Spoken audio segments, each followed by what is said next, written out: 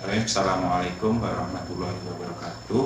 Yang saya hormati Bapak Fasilitator, Bapak Sigit, dan Bapak Pengajar Praktek, Pak Suparman. Yang saya hormati rekan-rekan CGP Angkatan 7 Kabupaten Mekanan. Bapak Ibu, perkenalkan, saya namanya adalah Indra Purna Irawan, bertugas di UPD SMP Negeri 3 Baradatu, dan di samping saya ada Bu Juwaria MPD selaku guru mata pelajaran IPS yang bertugas di UPD SMP Negeri 3 Baradatu juga.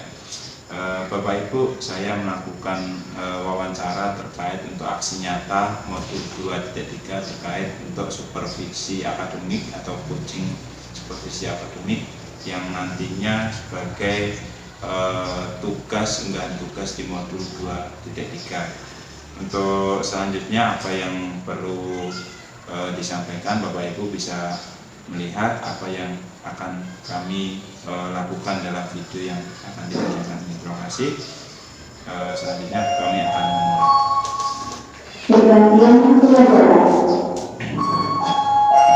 Assalamualaikum Bu Juju. Sehat kabarnya Bu? Jujur saya mengucapkan terima kasih dan sebesar-besarnya Bu Juju sudah berkenan untuk istilahnya kolaborasi kegiatan CGP calon guru penggerak, dan kebetulan Bu Juju adalah pengajar praktek juga di angkatan keempat ya Bu ya. Saya mengucapkan terima kasih sudah bersedia untuk kolaborasi terkait untuk supervisi akademik saya. Bu Juju, saya mau tanya dulu nih sama Bu Juju untuk Bu Juju ini mengajar di kelas berapa itu? Kelas 7 sama 8. Kelas 7 dan kelas 8 untuk mata pelajaran IPS ya Bu. Baik, untuk pelajaran IPS ini biasanya memang menyangkut tentang sejarah ya Bu ya. Nah, itu lebih umumnya seperti itu. Bu Juju, kalau yang sudah mengajar hampir minimal ada 15 tahun ya Bu ya? Lebih ya, malah ya 15 tahun sudah merasakan berbagai pengalaman yang luar biasa ketika sama anak. Boleh saya tanya-tanya ya Bu Juju ya, kita saling sharing saja untuk kegiatan ini. Saya sharing saja untuk Bu Juju untuk yang akan dilakukan. Saya mau tanya dulu untuk yang dilakukan di pertemuan ke-7 kalau nggak salah ya Bu ya.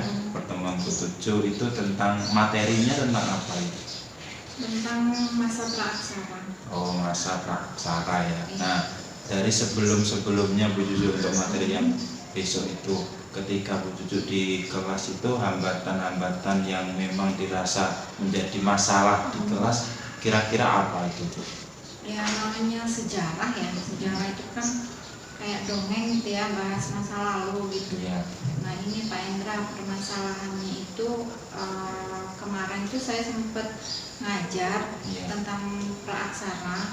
Nah anak-anak itu ketika saya menerangkan, anak-anak itu ngobrol sendiri gitu loh. Terus ada yang ngantuk, ada yang ngobrol sendiri, terus ada yang nggak konsentrasi, entah matanya di depan tapi pikirannya entah kemana-mana kurang gitu. Fokus ya Bu ya. Gitu. Jadi ya itulah permasalahan-permasalahan yang sekarang saya hadapi seperti itu gitu. Jadi ya anak-anak nggak fokus ketika saya menjelaskan. Kadang kalau misalnya saya menggunakan sistem catat ya, mencatat itu anak-anak bilang mengeluh capek lah, kadang ada yang alasannya bukunya ketinggalan gitu. Jadi ya itulah cukup kompleks lah anak-anak itu. Apalagi yang diceritakan kan kejadian-kejadian yang sudah lampau. Iya, betul. Hampir rata-rata di sini ya Bu ya. Hampir sudah ketika Bu Juju mengajar seperti itu. Kalau boleh saya tahu ini Bu, untuk anak-anak itu ketika pembelajaran memang dirasa seperti itu. Terus dari Bu Juju yang sudah dilakukan, apa saja strateginya dalam kemungkinan istilahnya untuk mengendalikan anak dalam proses pembelajaran itu, yang digunakan strategi pembelajaran seperti apa? Ya kalau yang sudah sih masih yang tekniknya sederhana yang saya terapkan gitu ya. Ya, jadi belum yang kompleks. Ya. Jadi memang kayaknya belum memecahkan solusi ya. Iya, jadi dirasa memang anak terjadi seperti itu, istilahnya kurang fokus dan sebagainya. Sebenarnya juga salah satu faktor penyebabnya juga dari kita. Kalau mau jujur, saya pun juga seperti itu. Jadi kita mungkin kita yang monoton tanpa ada strategi pembelajaran yang membuat anak itu nyaman kan gitu. Saya juga menyadari seperti itu sebenarnya, Bu. Nah, jadi gini Bu Cucu, untuk besok untuk praksara itu yang akan disampaikan itu besok di pertemuan ke-7, nanti pertemuan ke-7 itu Bu Cucu apa yang digunakan strategi pembelajarannya, Bu? Setelah mempelajari masalah-masalah yang ada tadi gitu ya, saya ya berpikir gimana caranya supaya anak ini diajak aktif gitu, bukan kita yang fokus gitu. Terus selain aktif juga kita menggunakan media yang menarik gitu, ada gambarnya, jadi ada rangkumannya, jadi anak nggak capek nyatet lagi. Terus ada gambar-gambar yang bisa menjelaskan isi materi tersebut. Itu rencana saya seperti itu untuk coba mengatasi ke depan. Kan ini sudah belajar nih dari masalah kemarin.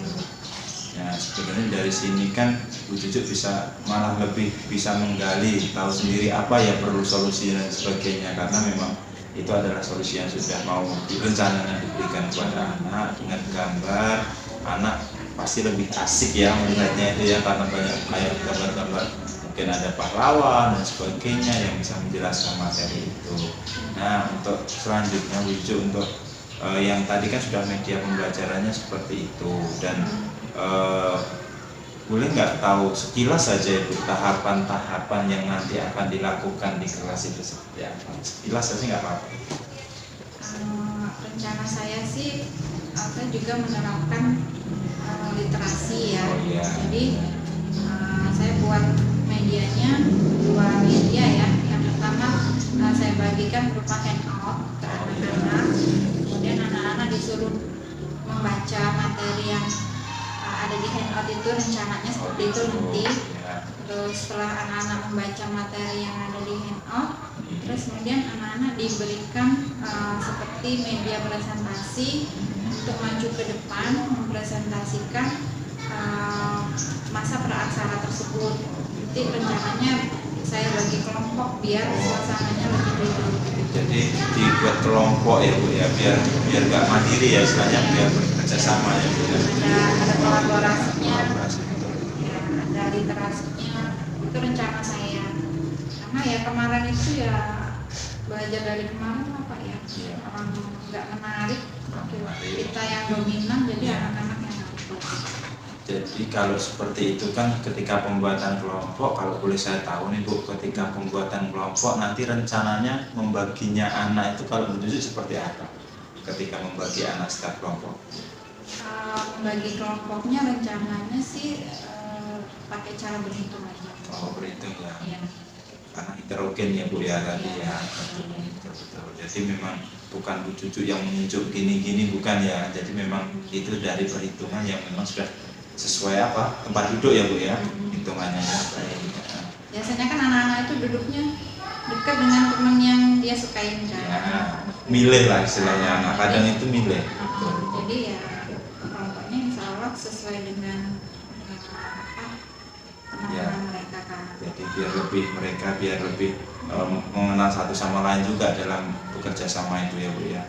Ya, dan rencana Bu untuk yang besok itu kan sudah sesuai nih sama yang ada di RPP Ibu ini. Saya pegang RPP Ibu ini, ada salah satunya memang ketika presentasi itu nanti rencana Bu Cucu pengambilan nilai Bu, dari penilaian nanti rencananya seperti apa? Ya ada penilaian dari presentasinya ada. Oh ada ya. Nanti siapa yang aktif bertanya itu diberi nilai lebih gitu ya. Terus ada nilai presentasi juga. Terus nanti ada di akhir juga ada evaluasinya. Karena mengerjakan evaluasi, dilihat juga dari nilai evaluasi. Jadi memang. Jadi ada yang individu, ada kelompok. Ada individu, ada kelompok. Jadi tidak sebatas anak itu kalau kelompok dia berkelompok, tidak apa ya istilahnya cuma menggantungkan temannya yang pintar biar dia aja mengerjakan, bukan ya Bu ya. Jadi semuanya harus aktif. Betul karena ada nilainya tadi ya Bu ya.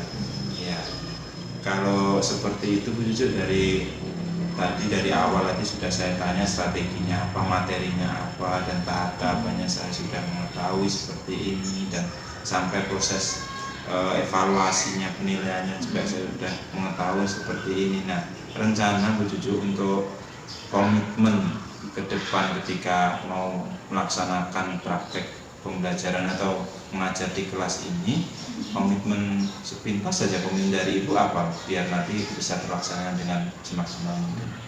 Ya, komitmen saya, ya ini yang beralih dari teacher center menjadi student center, ya itu komitmen yang pertama, dengan tujuan supaya siswa itu terlibat dalam proses pembelajaran secara aktif.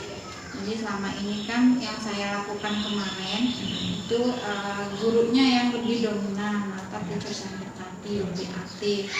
Jadi rencana ke depan yaitu lebih siswanya yang aktif. Terus ada sistem kolaborasi kerjasama di antara mereka, itu antar siswa tersebut dengan cara membagi kelompok tersebut.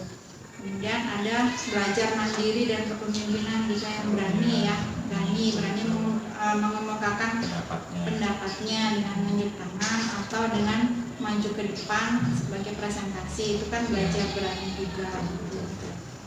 Terus mereka juga diharapkan untuk menambah wawasan dengan literasi, karena rencananya dari handout yang ada itu saya bagikan, kemudian anak-anak membaca materi terlebih dahulu sebelum mereka berdiskusi. Ya, jadi di situ ada muatan literasinya.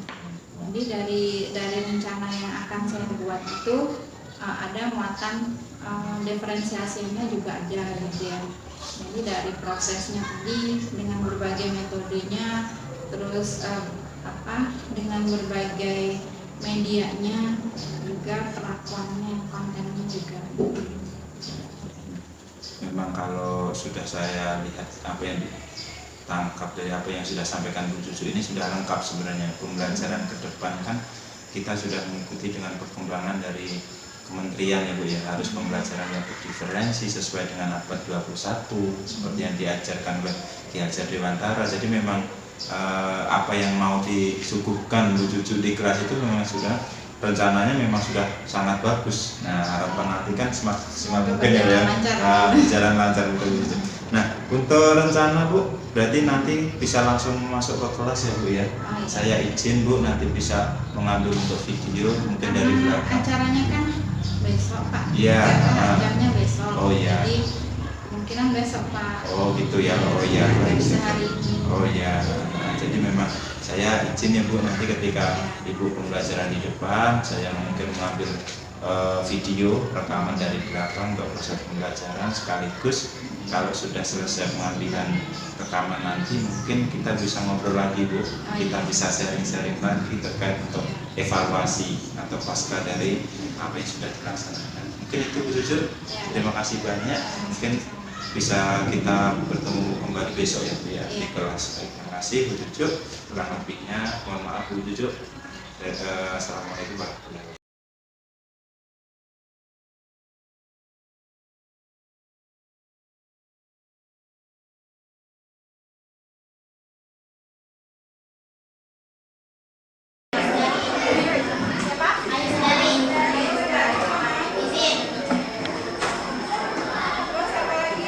Itu udah. Benar kan punya?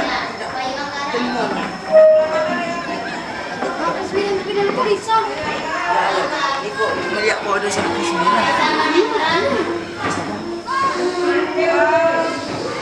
Baiklah, kita sekarang memasuki bab 4 tentang masa praksana. Dan pertemuan yang lalu kita sudah mempelajari banyak hal di bab 3. Di antaranya tentang produksi, distribusi, dan konsumsi. Ada yang tahu produksi itu apa?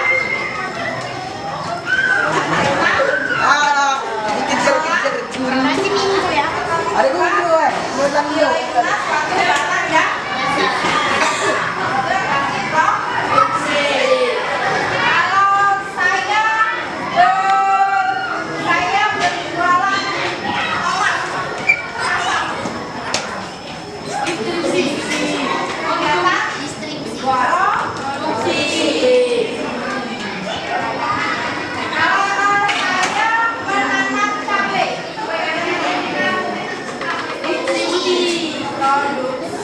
Kalau distribusi ini kegiatan menyalurkan barang dan jasa dari konsumen ke produksi.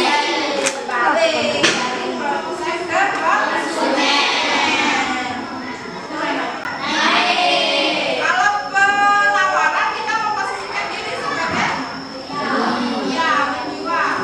Kalau menjual pokoknya mahal apa murah? Mahal. Ya. Ini di depan ada gambar apa? Ibu datangkan. Ini apa? Orang hutan katanya. Dan ini definisi dari manusia masa lalu yang disebut dengan manusia prasejarah. Nih, kira-kira beginilah kehidupannya. Mereka masih nomaden atau berpindah-pindah tempat. Ini ada kegiatan lagi. Praksara, masa praksara itu zaman di mana manusia belum mengenal tulisan. Berarti kalau zaman sejarah atau praksara atau aksara atau sejarah itu ya kalau bahasa Arab itu berarti zaman sesudah mengenal tulisan. Ini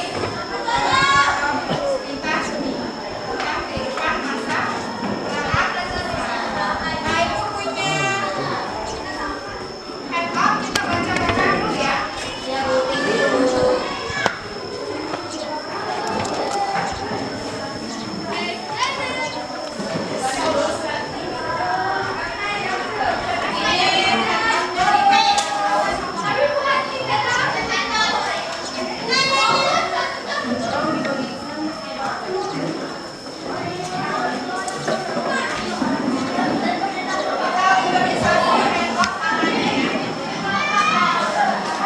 Dibaca dulu sebentar, baru kita lanjut materinya.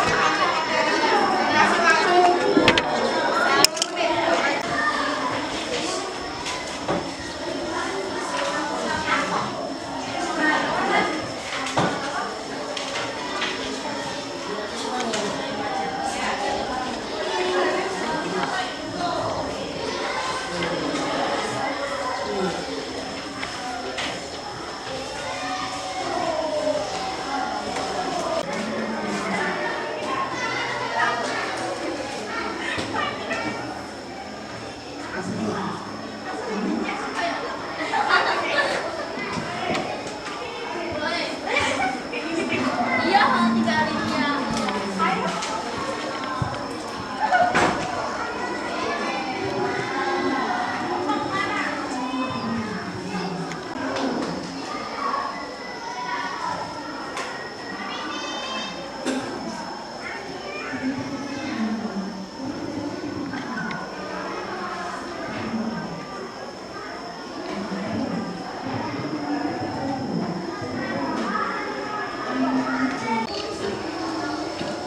Nah, dari yang kalian baca ada pertanyaan nggak?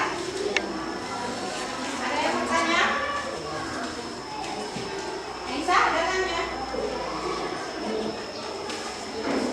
Tadi mau nanya apa? Ya, apa yang B? Yang keras suaranya? Yang punya dengar. Berdasarkan kitab dialog utamakan bagi menjadi dua yakni zaman batu dan zaman logam. Zaman batu itu Zaman batu itu zaman yang peninggalannya Bisa nggak, Lois? ya berupa batu buat. Nah, kalau zaman logam ini terkenal dengan pola pikir manusia. Kalau zaman batu ini pola pikir manusia rupanya masih sederhana. Ya, peralatan yang dihasilkan pun masih sederhana. Pertama batu yang dihasilkan masih sangat kasar, kemudian halus, kemudian makin halus. Nah, terus ada zaman logam. Kalau zaman logam ini hasilnya dia lebih teknologinya lebih maju karena dia sudah menghasilkan apa? Logam. Ya. Itu zaman batu dan zaman logam. Ada pertanyaan lagi? Kalau kita bahas materinya, kita bagi kelompok dulu ya. Karena kita jumlah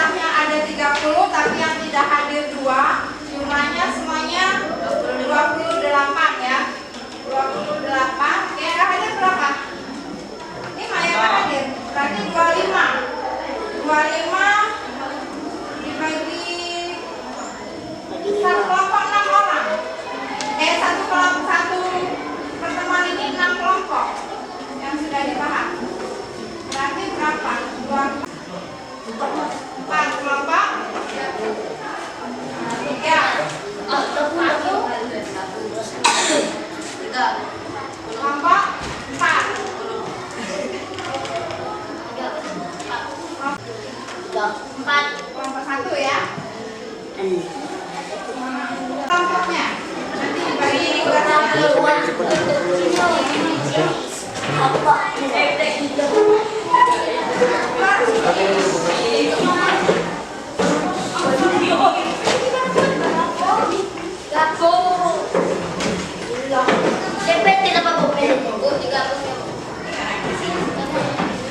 kelompoknya sesuai dengan kelompoknya. Coba dibaca tujuan pembelajarannya.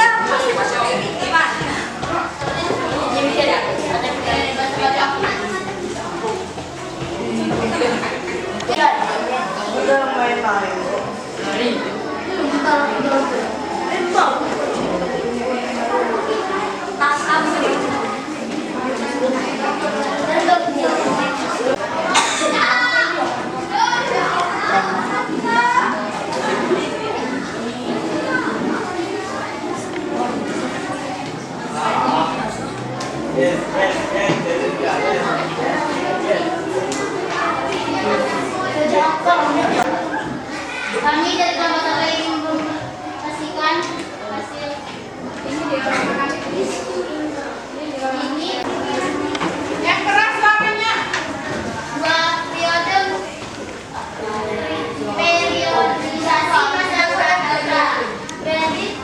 periodisasi secara geologis zaman atau juta tahun dan zaman ini sudah ditandai dengan sejumlah tanda kehidupan antara lain binatang yang tidak berubah. Perubahan pemenahan dan kira-kira di tengah yang lalu. Pada zaman ini kehidupan di bumi masih berkembang binatang. Ada yang ingin bertanya? Ada.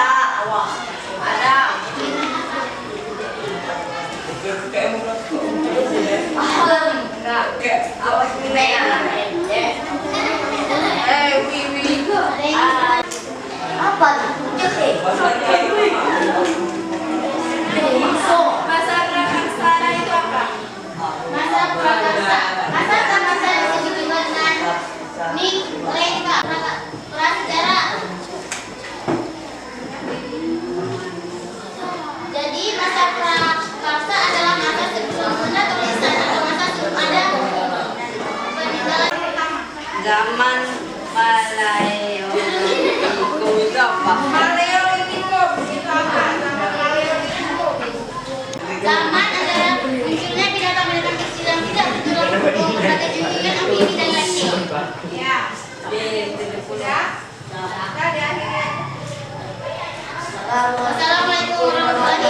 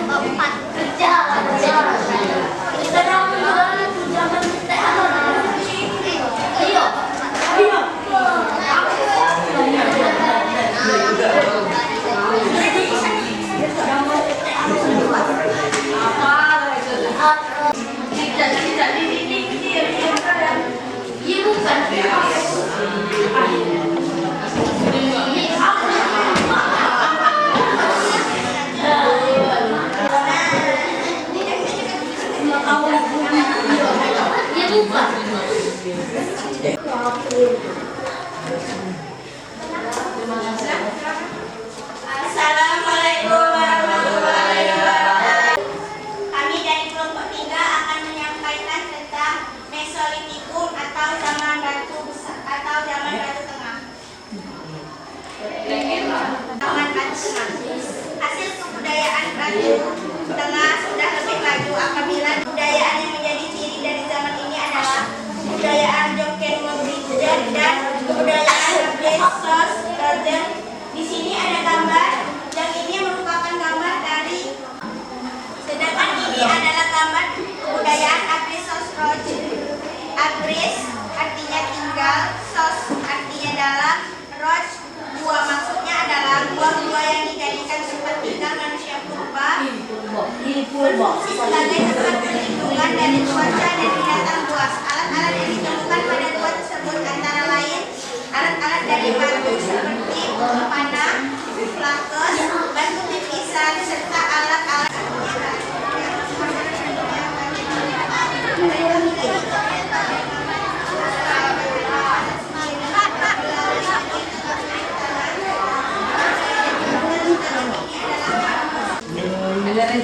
Neolitikum adalah zaman apa?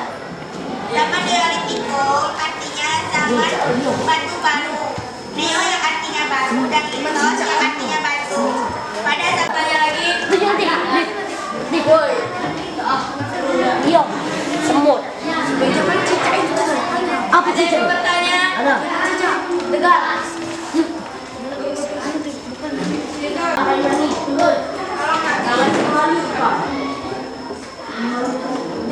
Wah. Yang lain.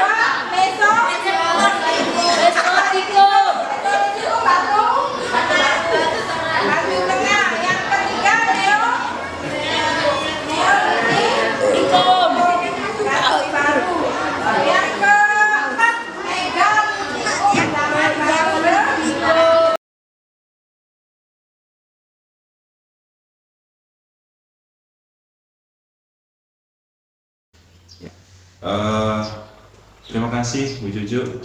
Tadi sudah selesai Bu Juju di kelas sudah mulai mengajar seperti itu dan kemarin sudah mengajar seperti itu dan baru sempat Bu hari ini kita bertemu lagi karena memang kebetulan harus ada jam di kelas lain ya Bu ya. Bu Juju ada jam kelas lain dan saya juga mengajar akhirnya beralih hari di hari yang berikutnya ini. Terima kasih Bu Juju sudah bersedia hadir lagi.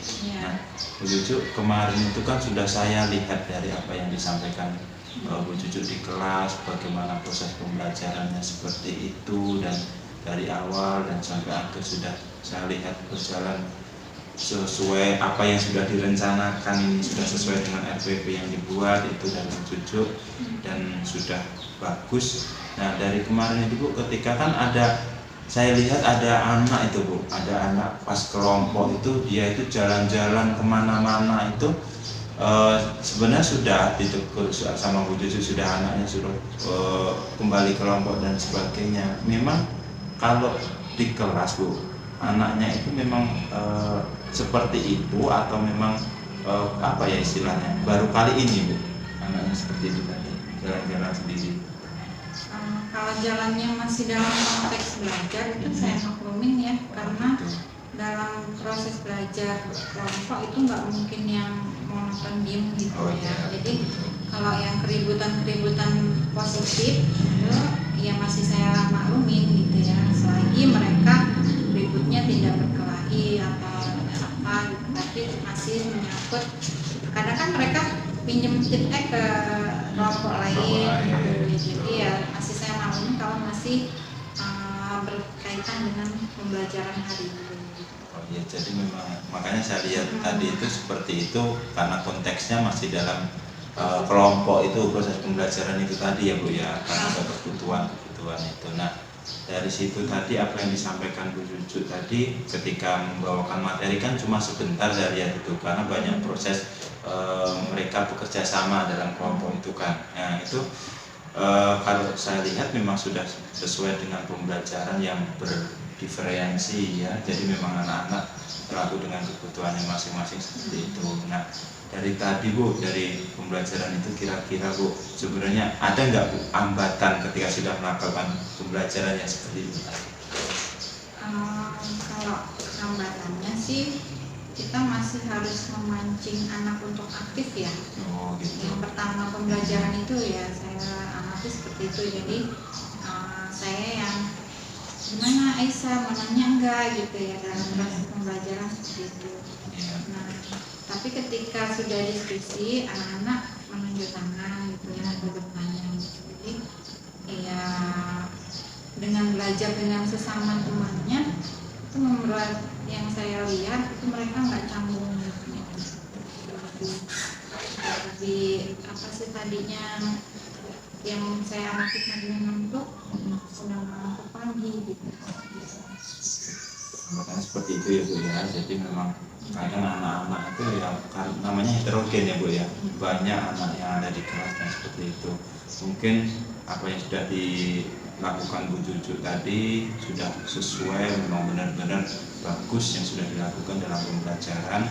Dan malah saya ingin belajar terus Bu sebenarnya Bu, nanti lain kali bisa ngobrol-ngobrol dengan Bu Cucu bagaimana apa ya istilahnya, ingin meniru dari apa yang sudah disampaikan Bu Cucu ketika proses pembelajaran, trik-triknya ketika mengendalikan anak seperti apa yang biar apa ya tidak ada kontak fisik tapi anak-anak itu benar-benar bisa enjoy dalam pembelajaran itu. Nah, jadi memang seperti itu ya Bu Cucu ya. Nah, untuk terakhir Bu Cucu, dari yang sudah dilakukan sejak kemarin sampai hari ini sudah Ibu Cucu sudah melakukan yang namanya proses pembelajaran sudah sesuai dengan pembelajaran berdiferensiasi. Untuk ke depan Ibu rencananya untuk ke depan seperti apa Bu Cucu? Kedepannya saya tetap untuk melaksanakan pembelajaran yang berpusat pada siswa. Jadi membuat siswa itu aktif dan bukan kita yang aktif tapi dalam jangka yang terlalu lama itu. Terus kemudian tadi terus melakukan inovasi-inovasi yang lain gitu ya. Ya, inovasi yang lain, memperlakukan anak gitu dengan berbagai variasi. Misalnya latihannya ya nggak hanya latihan biasa, misalnya menggunakan kata-kata silang dan sebagainya gitu, atau tepat. Jadi bervariasi ya Bu ya? Iya, dengan bervariasi dalam belajar. Itu sih rencana saya, karena melihat dari proses kemarin. Ketika sudah punya keinginan seperti itu Bu, sebenarnya dari kita sendiri sebagai guru, Bu Cucu sebagai guru ketika menyiapkan segala perangkatannya ini termasuk membuat ribet atau malah membuat kita nyaman Bu dalam proses pembelajaran sebenarnya? Ribetnya mungkin di awal sama di akhir ya.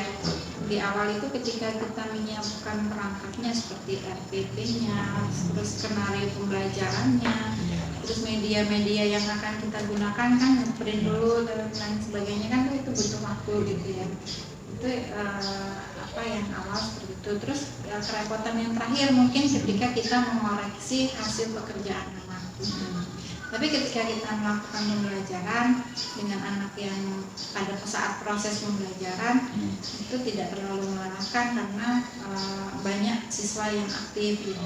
Jadi mungkin kita repot di awal sampai di akhirnya gitu. Tapi di dalam proses pembelajarannya malah kita dibuat istilahnya enak karena oleh siswanya sudah mampu ya Bu ya, itu tadi. Baik, terima kasih Bu Cucu dari kemarin sudah sampai sekarang mau untuk istilahnya kita berbagi, kita sharing. Saya selaku istilahnya coach hanya memberikan suatu istilahnya untuk bisa menggali apa yang Bu Cucu ada dari permasalahan dan sampai menemukan solusi lagi tadi. Seperti itu sudah cukup bagus dan luar biasa, dan harapan saya jangan bosan-bosan Bu ketika saya ingin bercerita dan lain-lain tentang proses pembelajaran tadi. Baik, terima kasih Bapak Ibu. Itu yang bisa kami sampaikan terkait untuk aksi nyata modul 2.3, dan selanjutnya kita undur pamit. Kami dari SMP Negeri 3 Baradatu, mohon maaf yang sebesar-besarnya bila ada kekurangannya. Assalamualaikum warahmatullahi wabarakatuh.